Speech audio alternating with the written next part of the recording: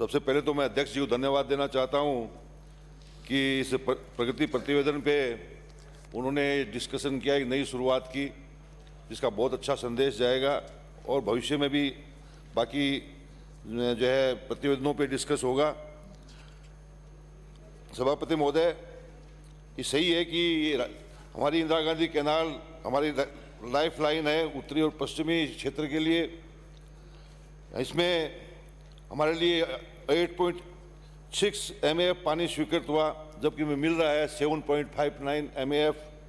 हमारी पहली कोशिश होनी चाहिए सबको मिलकर के, पक्ष को विपक्ष को मिलकर के एक सहमति और साथ मिलकर के जो पानी हमारा जो बचा हुआ है उस पानी को लेने पर गंभीरता से विचार होना चाहिए।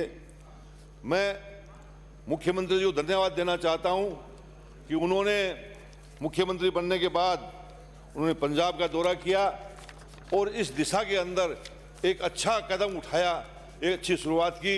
मैं निवेदन करना चाहता हूं कि ईश्वर उनको शक्ति दे और ये पानी हमारा जो है सबको जो है ये राजस्थान के लोगों को मिले।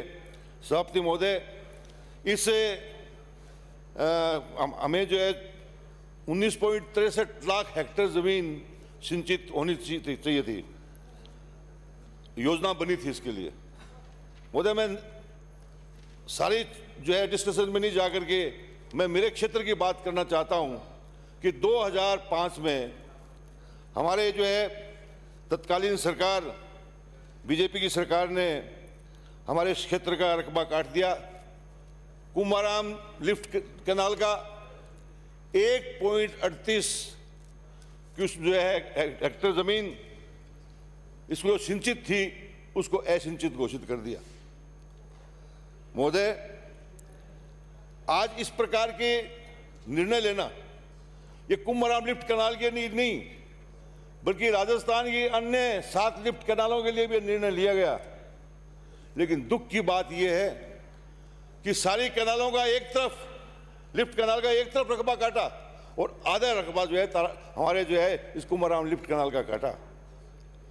महोदय, आज किसी प्रकार की योजना बनाना एक बहुत बड़ी बात है, बहुत बड़ी बात है, बहुत पैसा खर्च होता है। लेकिन हमारे नेताओं ने अपनी इच्छा शक्ति को दर्शाते हुए ये जमीन किसानों के लिए, किसानों के हित के लिए, किसानों की आने वाली पीढ़ियों के लिए इस सिंचाई का रकबा जोड़ा, उसके लिए प्लान बनाया। लेकिन 2005 में ये होना चाहिए था, उस तत्कालीन सरकार को ये इस प्रकार के जो रिसर्च करना चाहिए था, योजना बनानी चाहिए थी कि हम जो है किसान का रकबा नहीं काट करके हम पानी कैसे उनको पूर्ति कर सकते हैं। तब तो बात समझ में आती। लेकिन बहुत आसान था बैठ करके मंत्रिमंडल के अंदर जो है वो रकबा काटने की जो निर्णय ले लिया। आज किसान जानते हैं इस बात को कि उनके पेट के ऊपर लात मारी, आने वाली पीढ़ियां जिनके सपने थे वो सपने उनके चूर हो गए। सभापति महोदय, मैं ये निवेदन करना चाहता हूं कि मेरे तारानगर विधानसभा क्षेत्र के अंदर 20,641 हेक्टेयर जमीन का सिंचित हो चुकी है, उसमें सारा सिस्टम बन चुका है और 20,000 हेक्टेयर जो है जमीन की माननीय मुख्यमंत्री जी ने पिछले अपने बजट में घोषणा की थी। उनका एक ऐतिहासिक फैसला था। और ऐसा कोई सोच भी नहीं सकता कि इतना बड़ा ताला लगा हुआ था इस निर्णय के ऊपर कि रकबा काट दिया गया था और उस रकबों के जोड़ने के अंदर 20,000 हेक्टेयर जमीन का जो है उन्होंने सिंचित घोषित किया। महोदय, तब कहा गया कि जमीन पे आएगा तब देखेंगे। लेकिन आज मैं कहना चाहता हूं सदन के अंदर कि सैकड़ों ट्रैक्टर चल रहे हैं, नहर बन रही है बड़े जोरों से के साथ में, किसान देखने आ रहे हैं उस नहर को दूर दूर से। आज हमने मुख्यमंत्री जी ने ताला खोला है, ये रास्ता खोला गया है, ये रास्ता खोला गया है। आगे भी जमीन रकबे को बढ़ाने के लिए सरकारें प्रयास करेंगी, हमारे जनप्रतिनिधि प्रयास करेंगे, किसानों को जो है पानी मिलेगा, ऐसा मैं सोचता हूं। माननीय महोदय, 20 साल के अंदर एक ईंट नहीं लगी, एक ईंट नई नहर के लिए नहीं लगी और माननीय मुख्यमंत्री जी ने 20,000 हेक्टेयर जमीन की स्वीकृति देकर के एक बहुत बड़ा काम किया है। 10,000 हेक्टेयर पे काम चल रहा है। 10,000 हेक्टेयर पे काम चल रहा है, 10,000 हेक्टेयर पे जो है काम होना बाकी है घोषणा के अनुसार। तो मैं समझता हूं कि जल्दी ही जो सरकार इसके ऊपर आगे बढ़ेगी और जो है बचा हुआ रकबा है उसको ये जो है निर्माण कार्य शुरू करने का जो है प्रयास करेगी। मैं मांग करता हूं, निवेदन करना चाहता हूं कि इसको प्राथमिकता मिलनी चाहिए। महोदय, अभी मेरे विधानसभा क्षेत्र के बोड़ा जो है 3 तहसीलों से बना हुआ है। सरदारसर का क्षेत्र भी लगता है, राजगढ़ का क्षेत्र भी लगता है, तारानगर का क्षेत्र भी लगता है। 20,000 हेक्टेयर में तीनों तहसीलों के अंदर जो है इसका रकबा जुड़ेगा। और अभी जो आज जो है तारानगर अपने राजगढ़ है, सरदारसर है, उस क्षेत्र का भी रकबा कट गया है। आज इतनी अच्छी जमीन है वहां पर, उसके ऊपर विचार करना चाहिए, उसको जोड़ने के लिए प्रयत्न करना चाहिए। महोदय, मेरा बहुत थोड़ा रकबा बचा है, मात्र 8-10 हजार रकबा बचा है।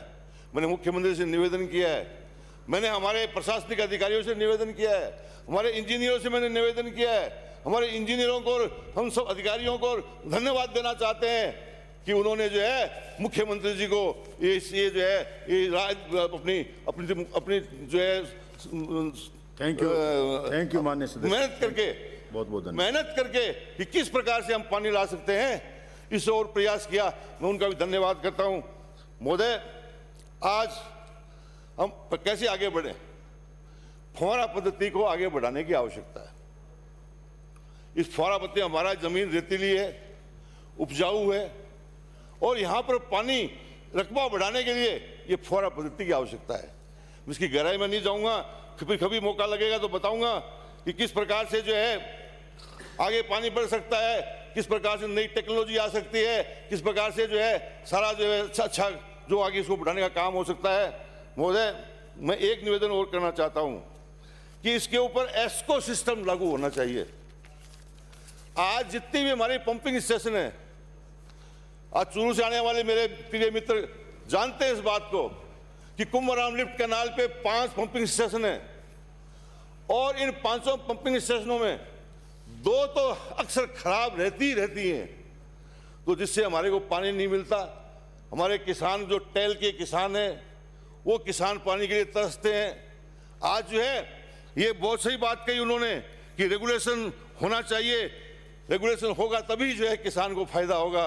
महोदय, मैं एक निवेदन और करना चाहता हूं कि हमारे को पीने का पानी मिलता है।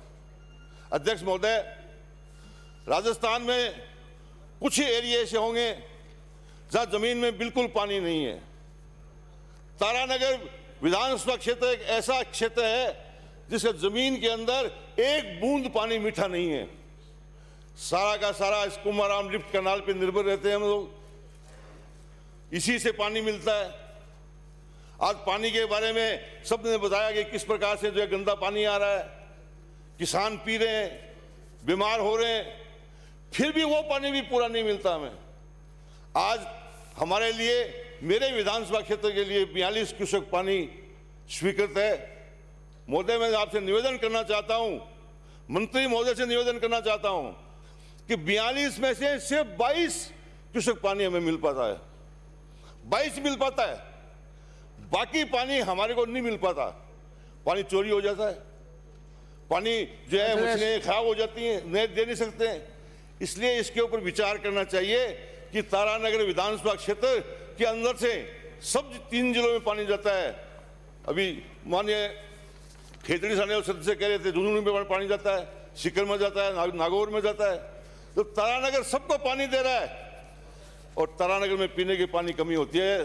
तो अध्यक्ष महोदय, इसकी बड़ी भारी तकलीफ है, इसलिए इसको प्राथमिकता देकर